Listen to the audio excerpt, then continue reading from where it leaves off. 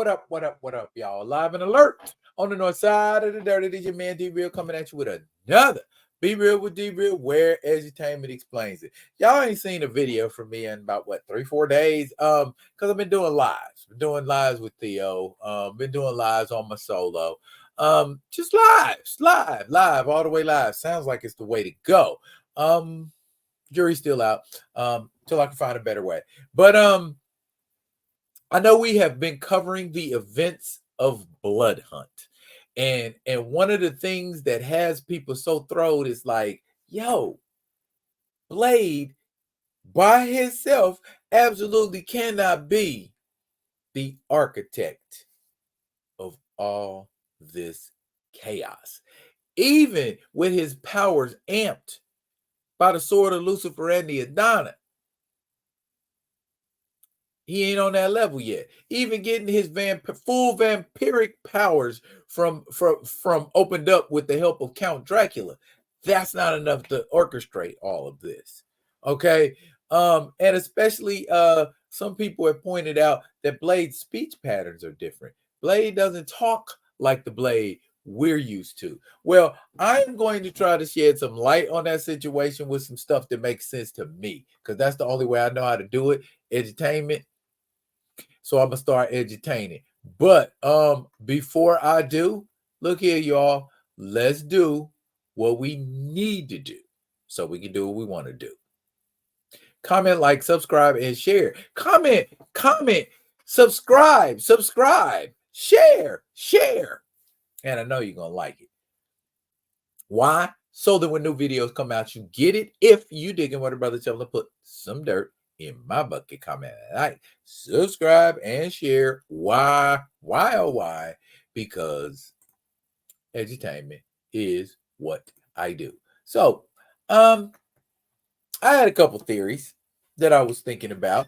I keep saying Why do I keep saying I had a couple of theories I was thinking about when I saw Blood Hunt 2, and I saw that Blade had turned T'Challa into a vampire, and T'Challa was fighting against the control, and Blade let him know that Wakanda was suffering from the events of Blood Hunt as well. And so he said to him, don't struggle, even Atlantis fell. Even Atlantis fell. And there were a couple other references made with the Doctor Strange situation that lead me to believe. And we have Dracula in this situation, and he's fighting for his undead life and nation in the middle of this. So Dracula, the usual head vampire, is not who is responsible for this situation. Hell, he's teamed up with Blade's daughter, bloodline, Brielle. So it can't be Dracula. We got a whole blood coven of super powered, super villain vampires. Who's stock and trade? I don't get it. What's going on? Well, I do. I have a theory. Okay. And if you were in the live Saturday, then you probably know what that theory is. This guy right here goes by the name of Varney. Varney? He looks like a giant ape. Varney is the first vampire. How long has Varney been a vampire? Dracula's been a vampire for over what? 1600 years? This guy has been around since before the Hyborian age. Before the Hyborian. Wow. Bruh, let's read about Varney. Let's learn about Varney. Varney's involvement with Dracula goes all the way back to Dracula's magazine, Dracula Lives, issues number 2 and 3, when Dracula first became the Lord of the Vampires by defeating a vampire named Nimrod. bearing in mind, Varney set that whole thing up so that Dracula could become Lord of the Vampires. And Varney was a sorcerer all the way back in the pre-Hyborian age when King Cole was around. Remember King Cole?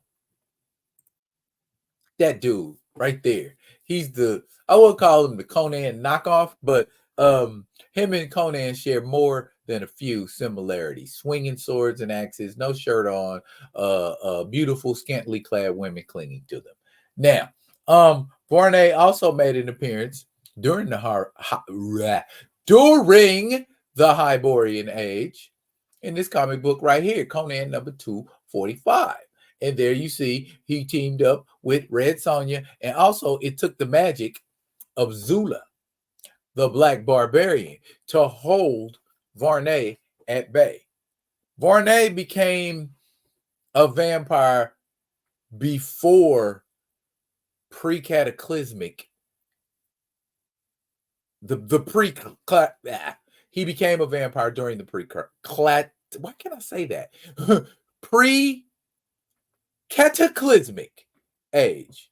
Okay, so that's a long time. That's a good, what, 10, 20,000 years at least? Okay, Varney tired of being the Lord of the Vampires, and that's why he passed it on to Dracula. But they retconned his story in the 80s, and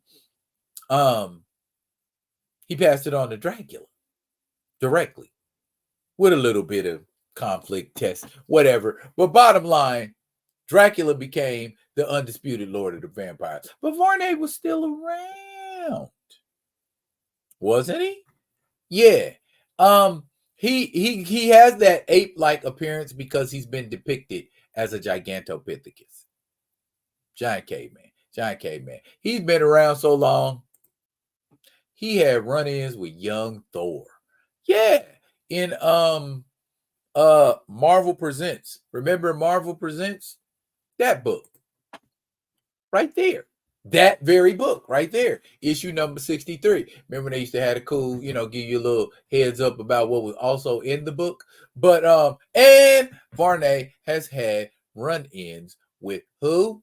None other than Doctor Strange, Lord of the Mystic Arts, Master of the Mystic Arts, Sorcerer Supreme, whatever you want to call it. Doctor Strange done fooled with vampires. He done fooled with Dracula more than once on several occasions. Blade done had run-ins with Varney on more than one occasion. So what I'm getting at, why do I think what I think? Check out Varney's power set. Vampirism, of course. Superhuman strength, at least 7 tons. Superhuman speed, stamina, agility, and reflexes. Regenerative healing factors, all vampires have. Hypnotism. Varney was capable of mentally enslaving most ordinary humans by maintaining eye contact with them for only a few seconds. However, exceptionally strong-willed individuals could fight the effects. I would call Blade a strong-willed individual. Varney is capable of communicating and even mentally controlling any other vampire.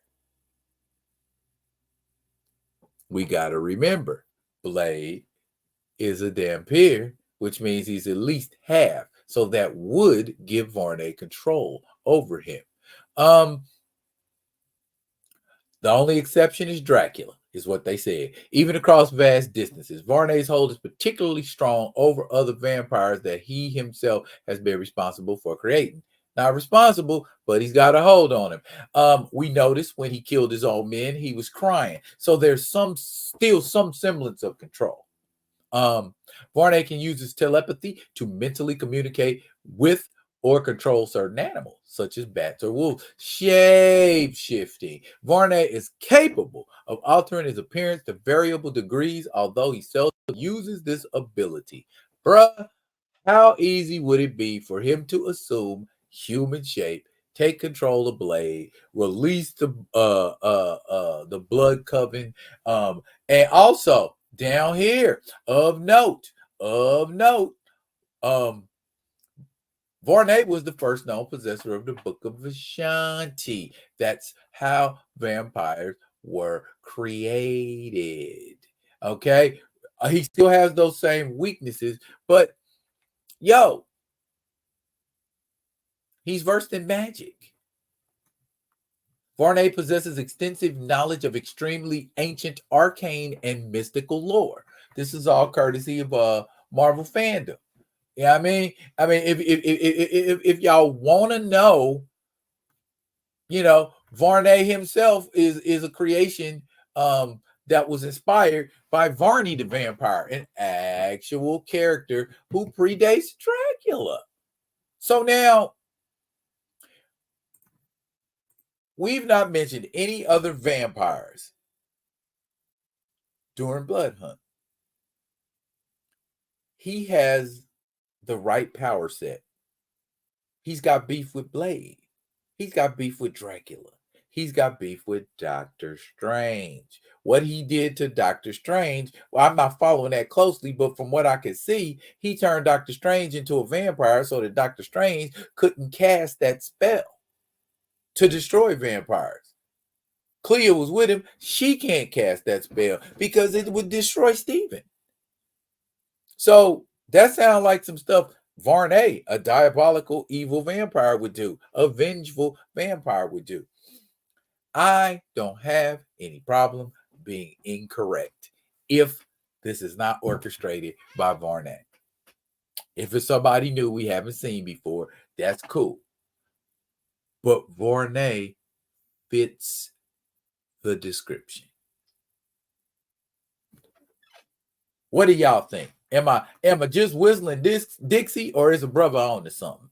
Let me know in the comments. Y'all let me know how y'all feel about this video right here and the things I've spoke about in it. That's it for now. But fret not, I will be coming at you with another one of the other ones. And until I do, y'all be good to each other.